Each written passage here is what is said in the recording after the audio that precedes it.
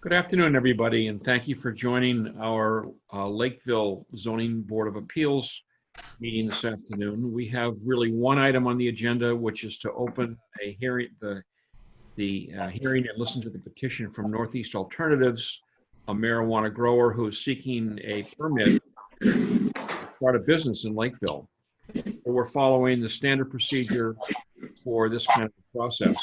Before we get into the hearing and officially open the hearing, I want to first ask if anybody is making a recording of this meeting aside from LakeCAM, which makes the Zoom recording. Okay, and also before we get going, I do want to acknowledge, I read with some sadness in the newspaper today that Lakeville lost Jerry White, a longtime member of the community and former selectman and member of many committees and boards in town. I, for one, will miss Jerry. I'm sorry to have learned that. Having said that, I think it's time to, let's see, Kathy, do we have any other pressing business to conduct? No? Okay.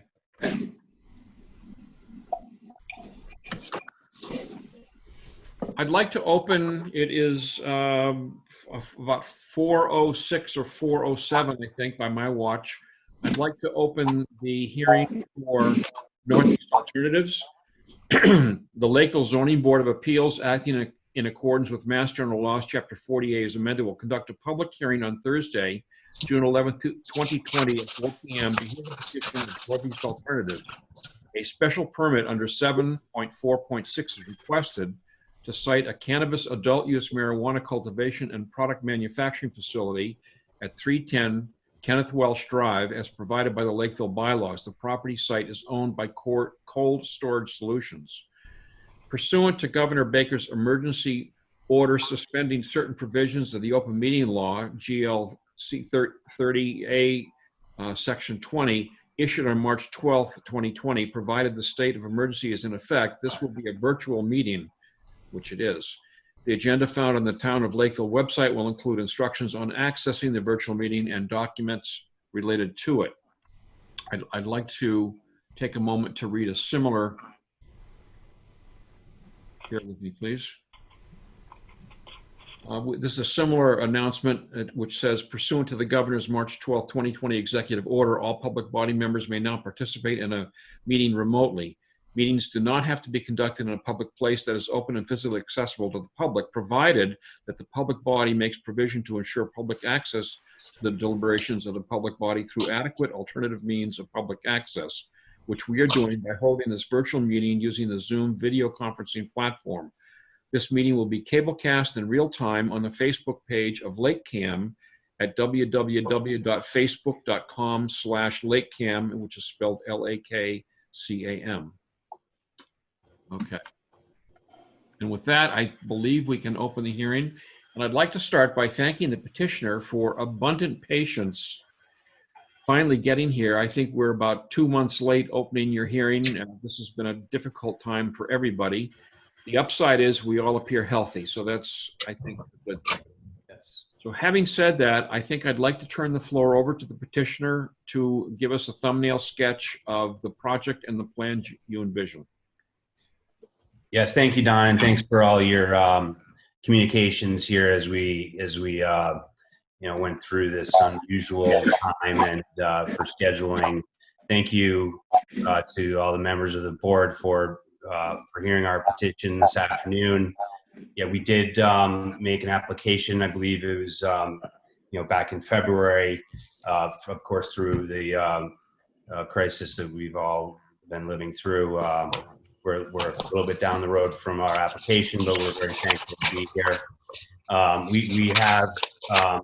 We have site plan review approval for our project from the planning board. We also have a host agreement from the city council or board of selectmen that is dated March 11th of 2019.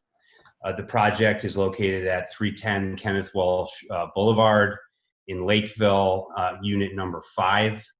owned by Cold Storage Solutions. Our facility would be 100,000 square feet in total building on 2 levels, and the use is for the cultivation and product manufacturing of cannabis. I have, as mentioned, 3 members of my team: Zach Cooper, Rich Rozier, and Jared Goslin, who heads up our security, to answer any and all questions that you might have. We supplied in our application policies and procedures that I would assume would have been reviewed by the board and are prepared to answer any questions. We also submitted the more substantive security plans to the chief of police. The reason behind that, and we have some sort of baseline security protocols that was part of our submission, but the real heavy lifting security was we wanted not to be in the public record. We got approval from you guys to do that, and Jared delivered those to the chief of police, and I believe we had a favorable recommendation come back from him. Having said all that, if it's appropriate, I would ask Don or members of the board if there's any questions specifically that we could answer. We'd be happy to do that. The questions that seem to come up, that seem to have come up before with similar hearings for the similar businesses that we haven't, or we're getting in town, concern things like odor and smell, waste disposal, security, traffic, lighting, noise, parking capability. Sure. And if I'm not mistaken, Chris, I think I emailed you a list of concerns that my board members raised, and that we kind of sifted out of our previous deliberations on these kinds of projects. Sure, I was in receipt of that, and basically exactly what you just said. I'm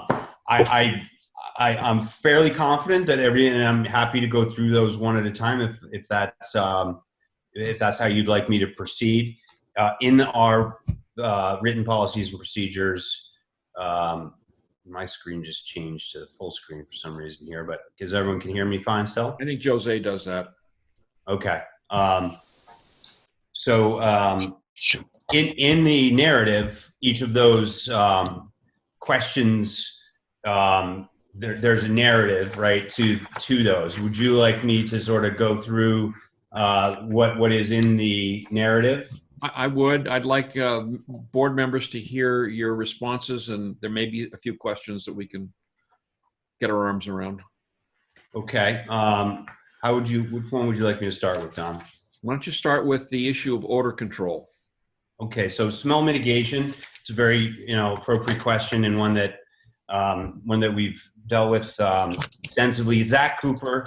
I'll let Zach read this if that's okay, Zach. But Zach comes from Colorado. He joined the Northeast team, almost 3 years ago now. And but he comes from a very large 250,000 square foot facility that he was instrumental in the design, construction, and then operations of that facility. And so they have, more than 10 years of experience with this kind of thing. And we're operating currently in Fall River as well, as you know. And so we deal with that in our current facility. And Zach, I'll let you, you can probably just read our narrative piece, and then if there's any specific questions, or you can talk about the specific technologies, just to sort of follow on with it. Yeah, absolutely. Thanks, guys, for listening. Essentially, the entire facility will be negatively pressured, utilizing inline fans that will exhaust treated air out of the facility.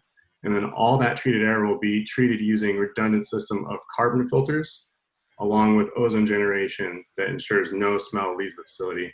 And this is something that we've used for about 15 years in the industry. It's time tested, it's proven, it's working perfectly at our current facility, and we're confident that that will take care of that issue. So yeah, so there was two pieces there, right, Zach? So there's the carbon scrub. So that's the first line of defense. So the rooms, and then subsequently the entire envelope. I mean, of course, the building, the space building. We actually have a sort of a building inside the building, right? Because the cold storage building there had already freezer walls inside, which is what we would have done anyway. It just happened to be that that's the business that was there.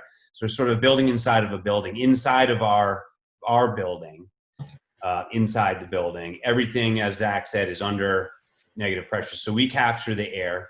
We put the air through, scrub through, right? And then there's a second layer, which is ozonation. I don't know, Zach, if you went specifically into that, but the carbon first scrubs it, and then the ozone, anything that's left, which is usually nothing, but as a second line, the ozone attaches basically to particulates, and on a molecular basis destroys any odor that's in those molecules. It oxidizes them. Yeah, absolutely well put. Yep. So a related question is, what kind of auxiliary power source will you have in the event that you lose power and all your fans and your filters and your ozone generators now have no power? Good question, Don. I appreciate that. So as you may know, cold storage, our entire operations are on co-generated power, right? So that's natural gas generators that will be running our entire system. In addition to that, there has been installed a grid system that is never used until or if there would be some kind of failure to the cogeneration. And we spent a lot of money, over $500,000, in order to have that continuous loop. So we're never using that power, but it's always there, and it goes in a circle, so that if there is a loss of any kind, it's automatically there. There is no switch or anything that needs to get turned on. It's just automatically there. So there's no big hit to the grid. So we're sort of, 3 levels of redundancy there. Thank you. Good. I think the next issue that was on the list of concerns, and I apologize, I'm working from memory here, but the next issue was the control of the waste materials, both from people trying to take it for their own uses as well as for insects and rodents and so forth. Sure. So, that's on page 4 of our narrative, and it's what we call green waste, and it's part of our regulations. Much of these things that are of your concern, as they should be, are also the concern of the commission. Sure.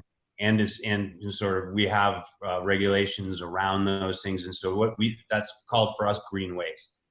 And every piece of the plan, as you know, is tracked all the way from clone to ultimately end consumer, and everything in between, and that includes things that aren't used. Now, there's not much of that's not used, because we take care to make sure that every part of that we can is used. But some of the things like stalks and stems or fan leaves become green waste, and that green waste then goes to our green waste room, and it has to be weighed, certified, and we have to track all that. And then it goes through a big commercial grinder. And once it's ground to, very fine, particulates, then it's grinded again with regular trash, right? Cardboard, boxes, things like that, to at least 50%. Once that happens, now it becomes unusable to any rational human. At that point, it goes out into a locked dumpster outside of the facility that then gets removed once a week. Good, thank you. How about treatment of wastewater? I don't mean from the restroom, I mean from your process area. So we have a extremely expensive system that's dealing with that. And I'll let Zach, who's although I'm well versed to speak on it too, but Zach has been intimately involved in all the purchasing of all the technology and equipment that is being utilized for that system. So Zach, I'll let you hit that one up. Yeah, absolutely. And we've done, like Chris said, a lot of work to make sure that all of this is done compliantly and with the standards of the state DEP. So essentially, we'll capture all the wastewater from the entire system, and that will all be pumped into a reservoir that will hold the wastewater until it is fed through an RO system, where 90% of that water then goes back into our system for reuse and recycle. And then 10% is the wastewater, and that wastewater will be collected and then evaporated off in a very, very nice system that we spent a lot of time building that will then evaporate 90% of that water off, and then the sludge will be then hauled off by truck compliantly with a DEP tank. So that'll happen probably once a month. We're hoping less often. Good, thank you. Before we move on to other questions, do any board members have questions or issues for discussion on these topics we've covered? No.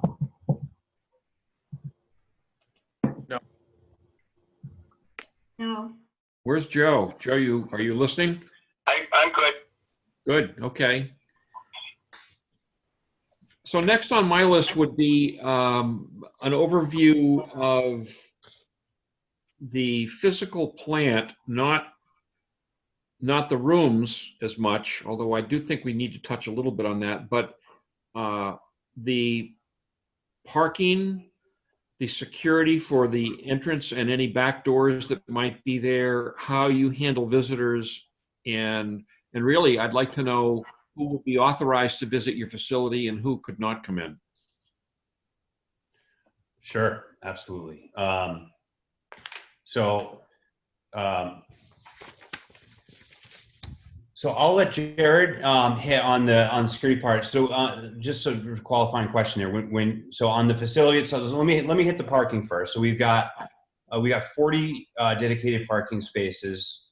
And that falls right in with our staffing plan. We're going to have about 80 to 85 people in 2 shifts, and so some of our folks carpool together, and so in our current plans, we have just like kind of the perfect amount of parking. But we've also, in the event that we would need if we did additional parking, we have an agreement with Cold Storage Solutions at one of their adjacent buildings that they own to have overflow parking over there. So I don't know, a couple hundred feet down the road.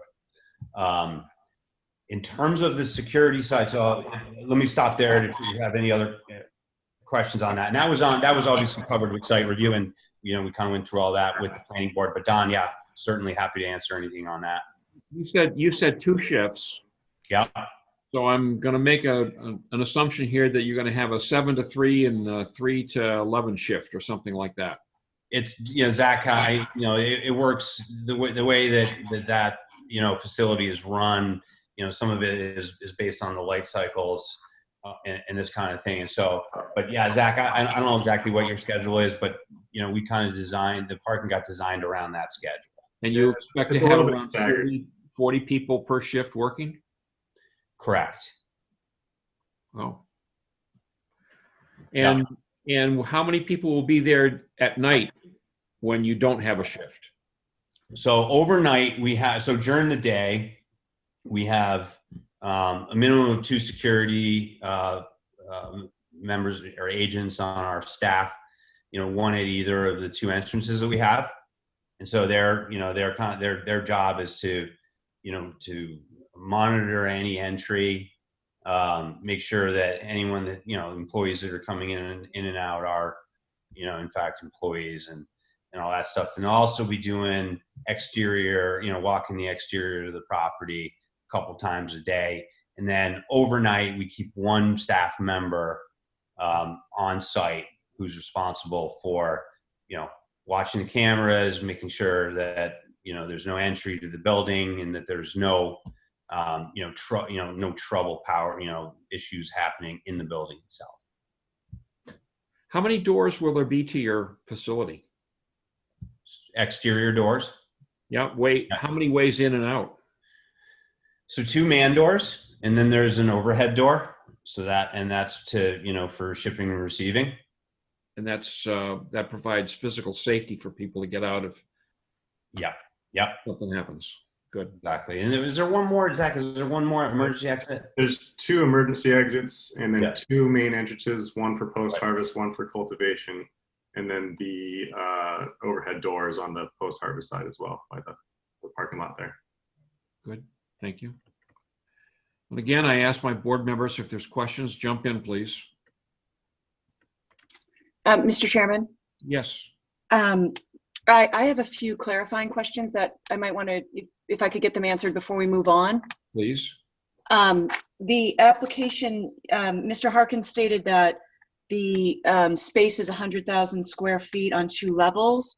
The application indicates that it is 92,574 square feet. That's correct. That number is correct. I just use rounded numbers. And with regard to parking, you said there were 2 shifts, and are they both in numbers? My apologies there. Say that again. You said there were 2 shifts. Are they identical in numbers?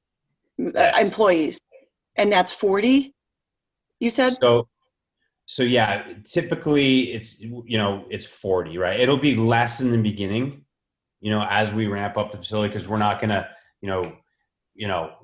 flip the switch and go from 0 to 80 employees. So, but as the different phases come online, that's how we are projecting sort of that max. I think we said in the original business plan, I think our max employee count would be 90 there. Okay, so the bylaw says that for wholesale warehouse or storage establishment, which is what I think this would be classified as, it's 1 space per each employee on the largest shift. So does that mean that you need 90 parking spaces if you're going to go up to 90 employees per shift? No. Our shift is 40. Okay. 2 shifts So a day. your site plan, yep, I get that. Your site plan indicates that you only have 33 parking spaces dedicated to you. I think it's 33 plus 6, right? 39. So 39. I have on the site plan where it says 33, and if there's a list, parking provided, and you guys are listed as 33. This is the site plan dated January 21st. That was filed with the application. So we have that additional 6 spaces over there that I don't know if you're looking at the plan itself or not. Mm-hmm. I am. You see that other 6 over there, we have access to those. I don't know why that what's he calling those? Cold storage? No, what are they calling those? Yeah, he's. No, you guys are called Northeast Alternative. Those are C-Trade. It says C-Trade on here. No, I'm sorry. It says 33 spaces Northeast Alternatives. Right. Yeah, I'm looking at the one above. My understanding from cold storage is that those 6 spaces that they have labeled as C-Trade, we have access to. But either way, as I indicated, we have overflow parking that we are in agreement with. Okay, so you only have 39 spaces. Yeah. You need 40. Overflow, the overflow doesn't come into so for site plan approval with the planning board, that's fine, because site plan approval it's more of a general kind of thing. With the zoning board of appeals, they can't grant a special permit with a violation of the zoning bylaw. So right now we need 40 spaces or we need 39 employees. Okay, we have 39 employees. So we would need an addendum to your application if that's the case, Why? because we need it in writing from you that you are proposing only 39 employees. Okay, can we make it? Yeah, well, I can certainly agree to that as a, if we can do a conditional. This is your application, unfortunately. So I've gone through your application that you presented, and I already kind of have an issue with the fact that it says that Northeast Alternatives has 33 parking spaces. These other 6, I'm not really sure how the site plan indicates that that they are dedicated solely to Northeast Alternatives. But that would be up to the board to decide if they're okay with that, but that still only gives us 39. Just to be clear, I can easily stagger my teams to where I only have 33 people on at any given time. So I'm not concerned with, I'm not concerned. I don't doubt that at all. It's just what's been filed with the town. Mm-hmm. So you wouldn't be able to get a building permit without something amending this, because Nate can't give you a building permit for a facility that doesn't have enough parking. Amy, could we articulate a restriction in the permit that says that they cannot have any more employees on site at one time than the number of parking spaces allocated to them? Which so if we did that, 33. Yeah, exactly. If we did that, they'd be limited to 33. At 33 employees at any one time. The maximum, yep, would be 33 at any one time. We can make that work. Okay.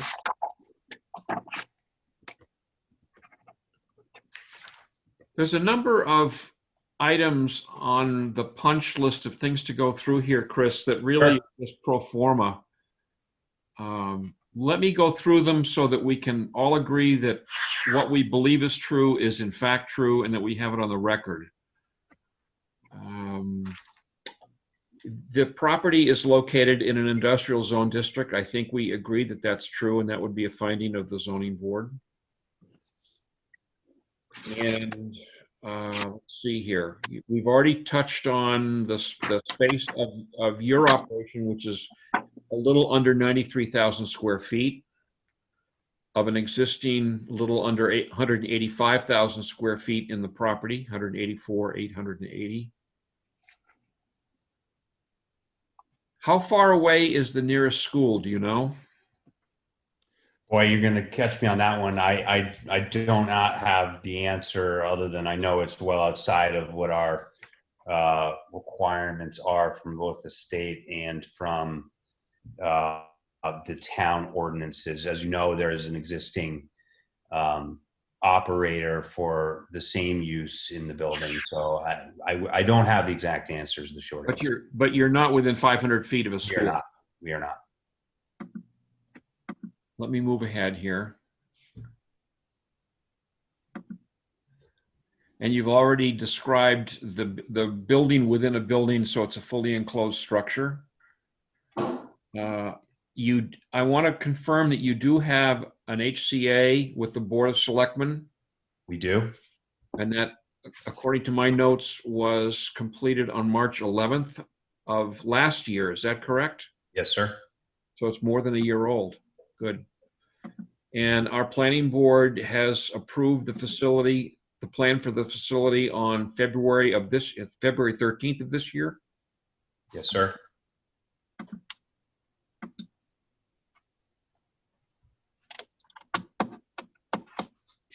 I think we've discussed odor and waste management. What can you tell us? What do you feel comfortable telling us about your security plans? Hey, Jared, are you on? Dawn, Mr. Chairman, one of the things that we do need to know that we haven't heard yet is if there's on-site security personnel. It's not necessarily required under the CCC because it's cultivation and product manufacturing. So just wondering if you were having Will you have on-site personnel, security Yeah, personnel? yep, You will? yep. Thanks for the question. Yeah, I did answer that a few minutes ago in the previous. Just one person, probably? No, we have 2 people full time, and then 1 overnight. So it's staffed 24 hours. Will Yep. will those people, so because this isn't retail, they will not be necessarily policing who comes in or who doesn't. So are they just there for the security of the product? No, they are there. They are there to police who comes in and who comes out. We don't, only certain people who are invited there, who might be consultants or somebody like that, are allowed into these facilities, into our facilities. The only other people allowed are employees, and they got to be badged.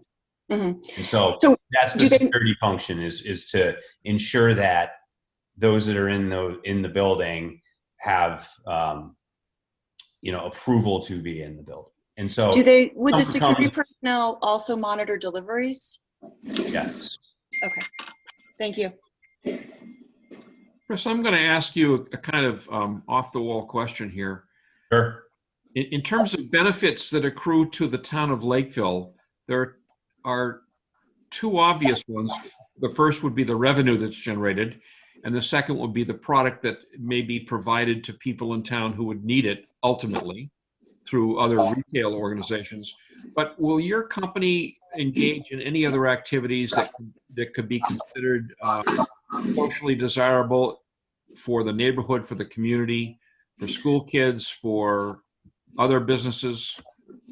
I think that I think one of the big ones really, we certainly we don't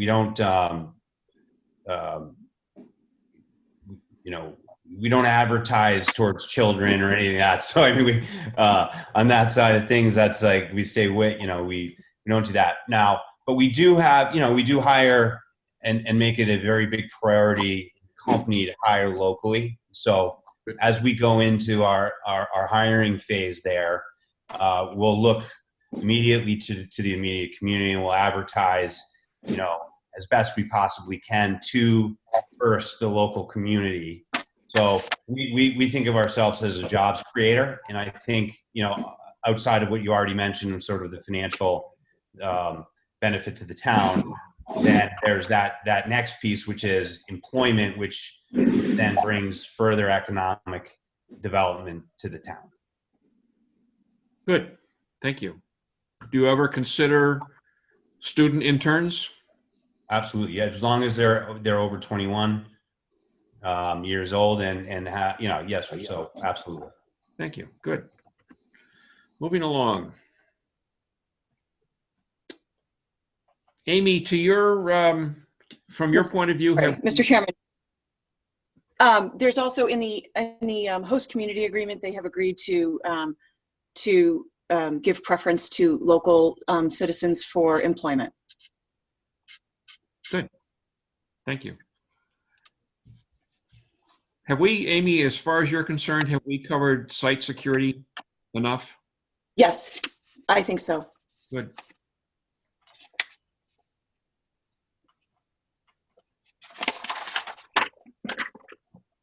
And we've beat up the parking enough, I think. Sure, Mr. Chairman, the board was very concerned during the last application for Monroe, which is at the same location. They were very concerned with traffic and parking, but that's retail. There was much discussion regarding the circular driveway and queuing. I don't foresee those issues coming up in this facility, but I just wanted to remind you guys that you had a concern with that. Yeah, I did ask earlier about parking and traffic as a concern, but I didn't really consider. It didn't dawn on me that they had so many people coming in, 30, 35, 40 people coming in per shift. It sounds like it will now be no more than 33 at a time. And some will carpool, so it's probably fewer cars than that. but there may be community questions about the traffic that occurs during shift changeover. Quite frankly, I don't think that 30 to 35 cars is significant in an industrial park. But I wouldn't think so. that's just my opinion, and I'm hoping that some of my colleagues on the board would comment on it.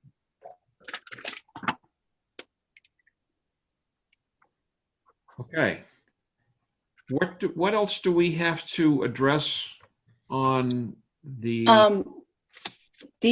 Hours of operation. Hours of- Your most, I would say the last maybe 3 permits or last 2 permits, your hours of operation were more restricted to daytime, I guess I would say. You know, I think it was 9 to 6, and then on Sundays it was 10 to 5, I think. The applicant in their application have requested 6 to 6, 7 days a week. Well, I could certainly see 7 days a week for a manufacturing operation like this. I mean, it's a horticultural process, Mm-hmm. and the plants have to be tended. But we did talk about 2 shifts that sound something like 7 to 3 and then 3 to 11.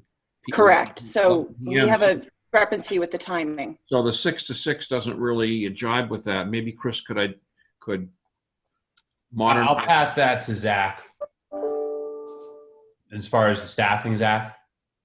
Yeah, I mean, we can break it up because we have so many different teams that work in that facility. I'll have essentially 5 teams of growers, 1 team of transition, 2 teams of post-harvest and packaging. So we can do relatively few amount of people per shift.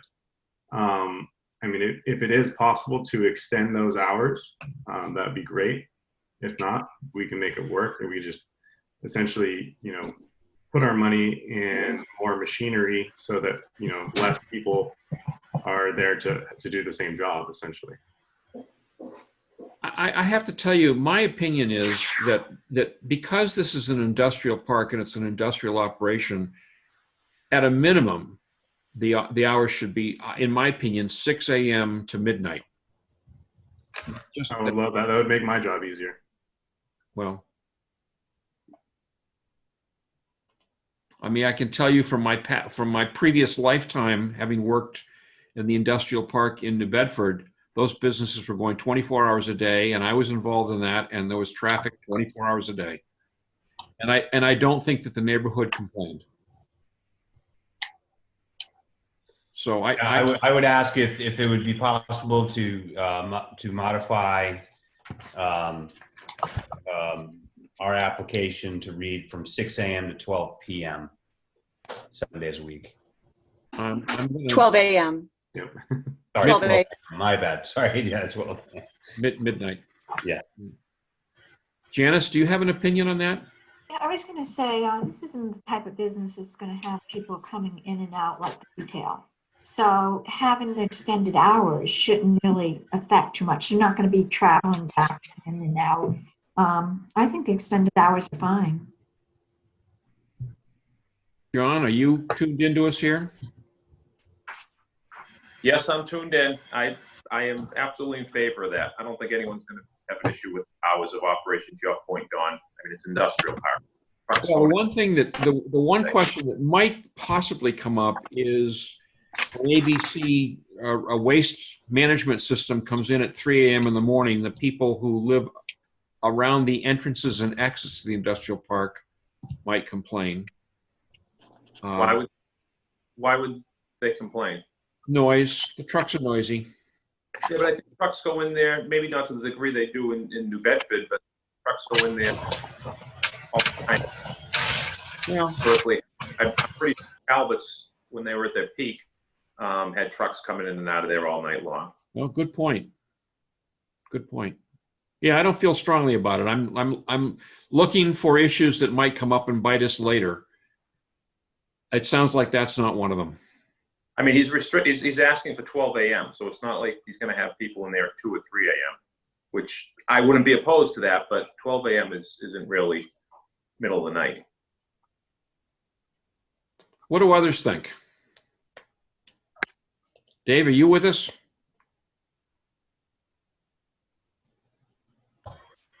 I am. Yeah, I don't have a problem with those hours of operation. And to your point about the trash being picked up at 3 o'clock in the morning, LeBaron gets their trash picked up at 4 o'clock in the morning. So if you're in an industrial park, what difference does it make? All right. I'm convinced. Joe, do you have a point of view? I think it's fine. Just the way it is, 6 to midnight would be great. It's just a common practice in industrial park workings. Sounds like, Amy, it sounds like we were pretty unanimous on 6 a.m., 6 in the morning till midnight.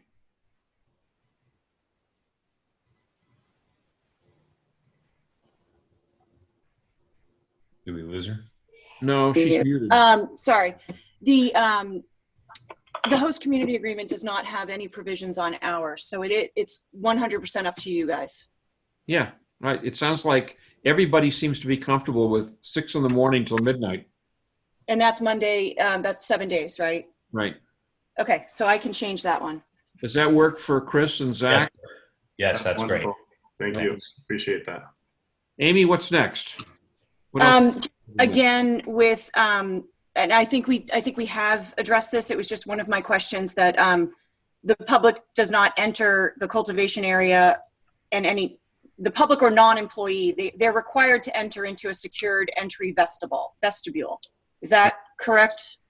Yes, I know ma'am. you said that I know you said they're screened, but do they enter into an area and then they can't get into another area? That other area is locked, correct? That is correct. Okay.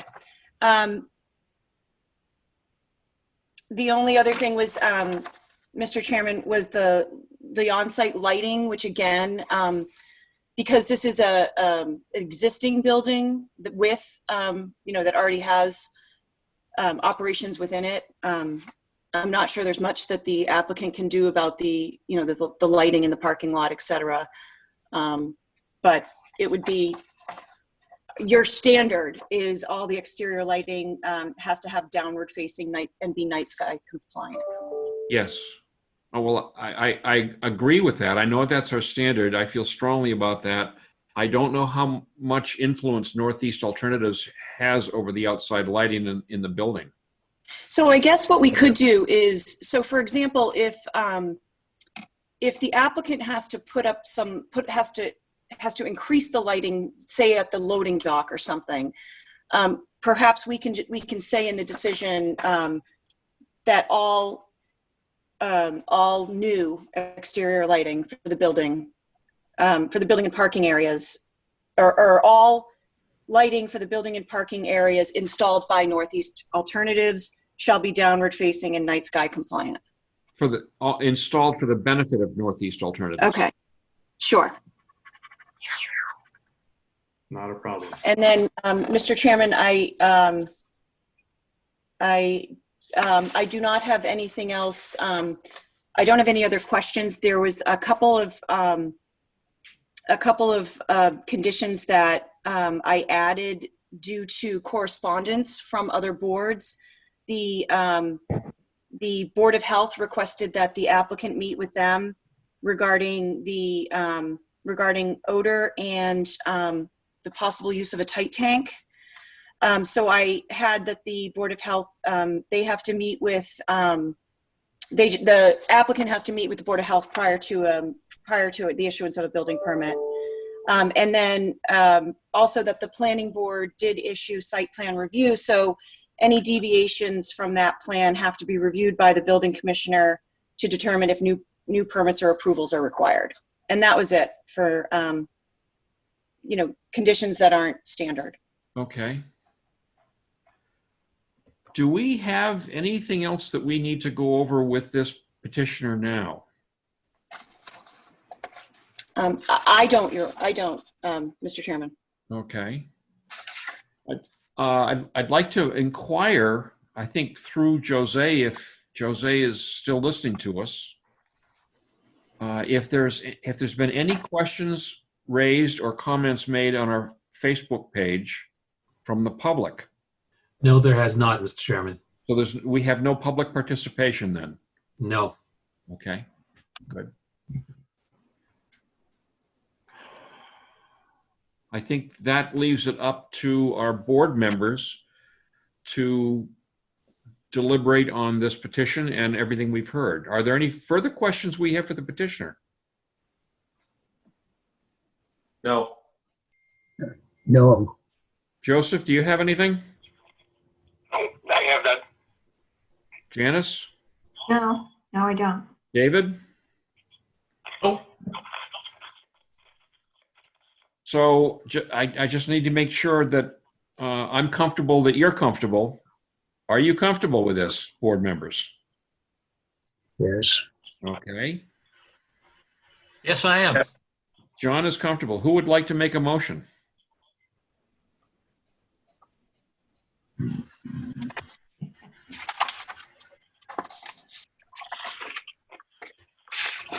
Amy, be able to help me and I could make the motion? Oh, sure, I'm sorry. Oh, John. that's okay. I'm not good with So yes, so a motion to grant a special permit to Northeast Alternatives for a marijuana cultivation and product manufacturing establishment located at 310 Kenneth Welch Drive. And that would be it. So you could say so moved. so moved. Yes, it's made a motion. Who would second the motion, please? I'll Second. second. John, your first, second, and is there any further discussion on the motion to approve this permit? Hearing none, I'd like to have a roll call vote, please. Janice, how do you vote? Aye. Janice votes aye. David, you're next on my list.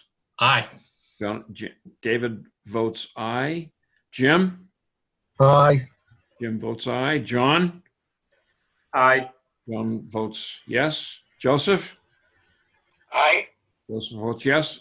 And Don votes yes. So it's unanimous. We actually have an extra vote. Yep. We have- And then I need we have a approved- motion to authorize the chairman, Donald Foster, to sign the decision on behalf of the board. So moved. John has made a motion. Second. Who seconded? Dave. David seconded. Motion's been made and seconded to authorize me to sign on behalf of the board. Any discussion? I think we've done this before. I think I have permission to sign everything on behalf of the board. I know, but Mr. Chairman, I'm a pain, and I just, I'm trying to make sure it's all right. But the most important thing I can sign is Kathy's timesheet. Motion's been made and seconded. All in favor, please. Aye. Roll call. Janice, Aye. David, Aye. Jim, Aye. John, Aye. Joe. Joe vote. Joe, vote. Joseph, are you with us? Yes. Joe voted yes. It's unanimous. And Mr. Chairman, I just before we leave, I had one question for you and Kathy. The application that I received is dated, it's stamped in as February 24th, 2019. Is that correct? It should be 2020? Yes. Okay. All right. So I will change that, and then I will make the changes to the decision, Mr. Chairman, and get that over to you both. I'm told that's what your people call a Scrivener's error. Yes, it's fine. I figured it. Are we done with this petition, with this hearing? Motion to close the hearing, please. I think I saw John. I saw John's lips move, but he was too late. Dave made the motion. So I'll second Dave's motion. John seconds. Any further discussion on the motion? All in favor, please. Roll. Aye. Aye. Aye. I don't think I need You got a roll call, Don.